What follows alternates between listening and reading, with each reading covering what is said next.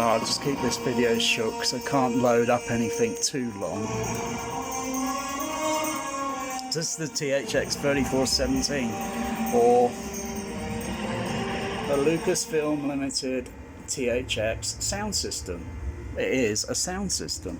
It is a sound system, despite what has been removed or suppressed on Wikipedia, where there was a comment made where late 90s THX was no longer relevant or no longer considered a sound system. Bullshit. You know, you probably got the Limax haters out there just because their Limax sucks. Doesn't have a baffle wall behind the screen. Every time I've heard a 70mm IMAX at the local here in Bournemouth was demolished by the people, for the people, because it was the most hated IMAX in the United Kingdom. Great seeing it go into rubble, because I hate IMAX. They tarnish and wreck and ruin classic cinemas when they should be building their own shit ground up on their own turf. Never let the dog jump over the gate and crap on your garden, is what I say.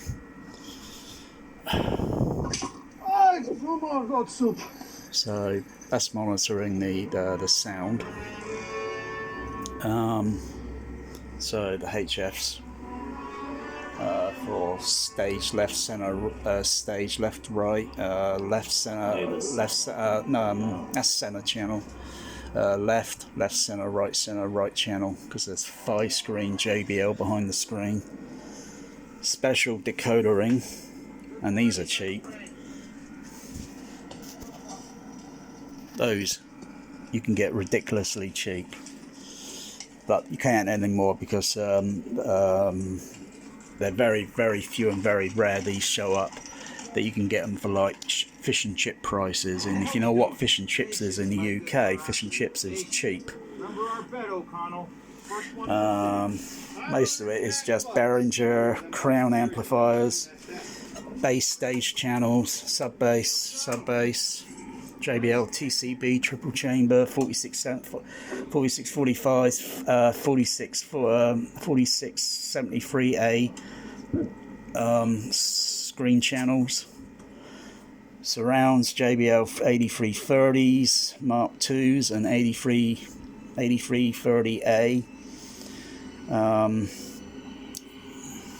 Those are the side surrounds, back surround, overhead, and overhead surrounds, and these are 8 channels, and there are 9 overhead surrounds, literally 9, because an overhead surround is basically a stereo pair of speakers, and you always get a center phantom signal. So this just basically, I get my center phantom removed and placed discreetly, more precise sounding.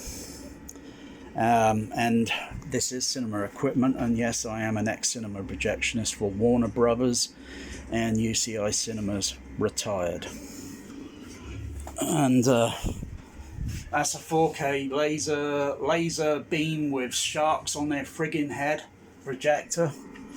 There's another cinema processor, Laserdisc. Oh no. I'm not showing off. I am showing off. And just mostly use the OLED.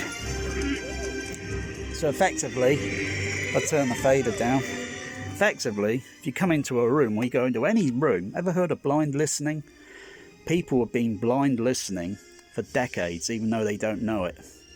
Even these people that set up blind listening, they can go into cinemas, yes, blind listening. They don't know what speakers are behind that screen, where they're positioned, or how high and how whatever. They have no clue.